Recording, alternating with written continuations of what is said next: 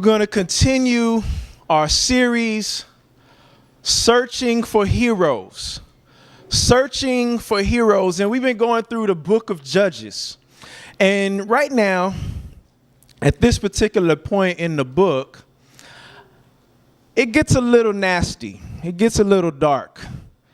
And I want to be faithful to the Bible. I don't want to skip around the hard stuff. But this is really hard stuff. After these couple of chapters, it's not a lot to really sing about or get excited about or celebrate. Nothing to really feed our consumer mentality. Please tell me something good. Tell me something that'll tickle my ear. Tell me something that will make me jump for joy and, give me goosebumps. Some of this stuff gives me goosebumps in a whole other kind of way. A lot of these stories are horror stories.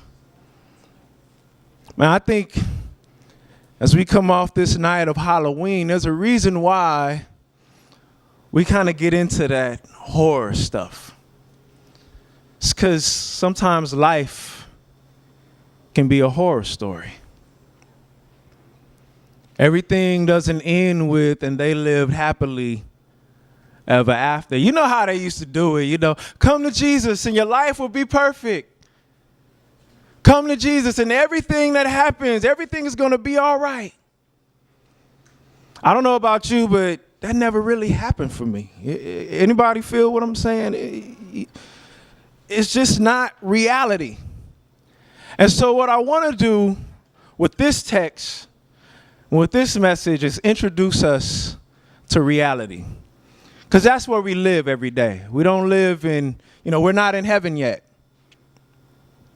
We're on earth. We have to deal with jobs. We have to deal with all of the wounds that we receive from childhood on up to now. We have to deal with bills to pay. We have to deal with broken relationships. We have to deal with everything that we see on the news on a daily basis. Still, through all of that, we all want to be successful. How many people from the LA area, just native to Southern California? It's not a lot. The reason why most of you came here is to be successful. Go to Hollywood, become a waiter, and then I'm an actor. Bam! People come to Southern California for success, but not everybody is successful. And so we're going to dig into this text and figure out the secret to success. And the secret, last week I gave you half of it, and that was hearing God and trusting Him enough to do what He says. And there's a second half to it, and we're going to dig into it with this text. And I want you to read with me. It's Judges chapter 8. And starting at verse 22. It should be on the screen. And if you can, read out loud with me. I want you guys to really let this soak in. Last week, we ended on Gideon, a high point. He saved the day, another hero. Well, now we're going to get into the rest of Gideon's life. Starting at verse 22. 1, 2, 3. The Israelites said to Gideon, "Rule over us, you, your son, and your grandson, because you have saved us out of the hand of Midian." But Gideon told them, "I will not rule over you, nor my son rule over you. The Lord will rule over you." And he said, "I do have one request, that each of you give me an earring from your share of the plunder." It was the custom of the Ishmaelites to wear gold earrings. They answered, "We'll be glad to give them." So they spread out a garment, and each man threw a ring from his plunder onto it.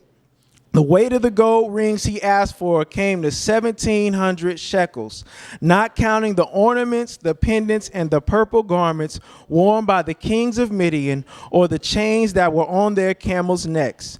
Gideon made the gold into an ephod.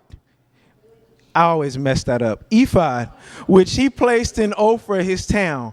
All Israel prostituted themselves by worshiping it there, and it became a snare to Gideon and his family. Welcome to reality.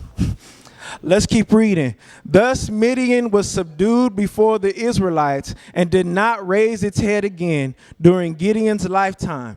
The land enjoyed peace 40 years. Jerubbaal, son of Joash, went back home to live. That's Gideon. He had 70 sons of his own, for he had many wives. His concubine, who lived in Shechem, also bore him a son, whom he named Abimelech. Gideon, son of Joash, died at a good old age and was buried in the tomb of his father Joash in Ophrah of the Abiezrites.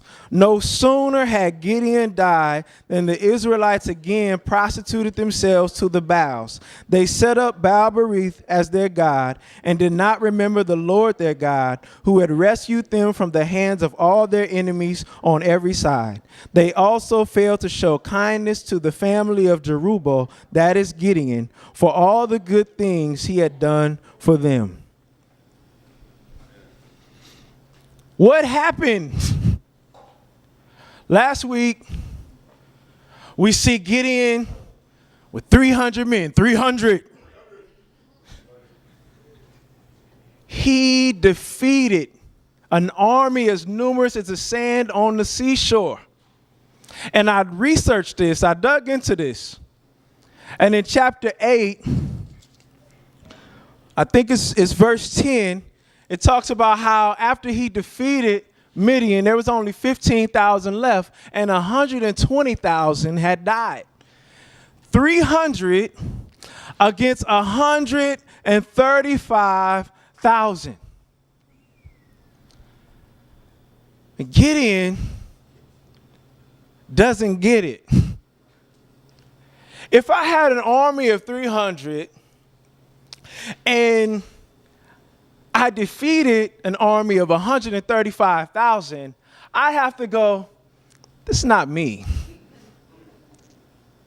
But there's something about Gideon where the lesson is not really sinking in. Gideon is wrapped up in himself. He's wrapped up in pride. He's wrapped up in his own brokenness. He's really messed up. And this is where, like I said, Judges, this is the hinge. Chapters 6, 7, 8, and 9. This is where you see the judges and all their faults, all their flaws. The heroes become non-heroes. And I think that's good. I think God wants to say something to us, that people that we lift up are not all perfect. And people who act like they're perfect are not all who they claim to be.